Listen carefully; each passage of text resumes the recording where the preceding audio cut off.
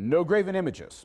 That's what God told Moses on the mountain. The God of Israel was too big to fit into a temple, too great to be reduced to a statue. So the Israelites were forbidden to even try to make any image of God. But did anything change when God became flesh? Was an image of Jesus really an image of God? Early in the church's history, these questions didn't really come up. But in the 4th century, when persecution of Christians ended, paintings of Jesus became more common. Now, by the middle of the 6th century, religious icons were a regular part of Christian worship in many places. But all that began to change in the early 7th century. In the year 613, a merchant from the Arabian city of Mecca claimed that the angel Gabriel gave him a message. Now, this man was on a mission from God, or so he thought.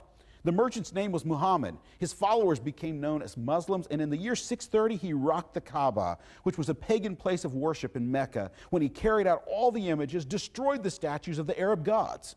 Now, from that point on, many Muslims saw the use of religious images as nothing less than idol worship.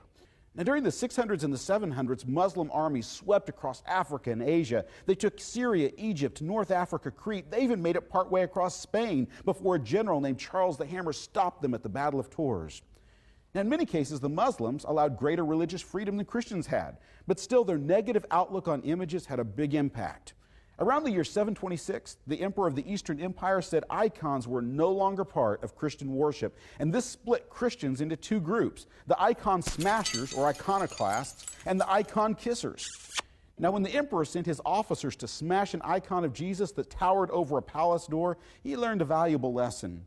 Never underestimate the wrath of a woman who's about to lose her icon. See, a crowd of women attacked the emperor's officers with pots and pans, and then a nun named Theodosia knocked him off his ladder and killed him. Now, she was arrested and sentenced to death by having a ram's horn hammered through her neck, which seems like a rather uncomfortable way to die. And then in the end, it would take another church council to decide whether the church would side with the kissers or with the smashers. In the year 787, Empress Irene of the Eastern Empire gathered more than 300 bishops for the Second Council of Nicaea, the last church council that brought together the Eastern and Western churches.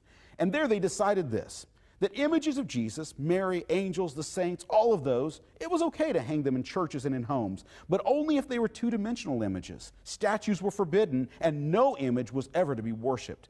So the kissers won, and icons continue to be part of the worship in both East and Western churches.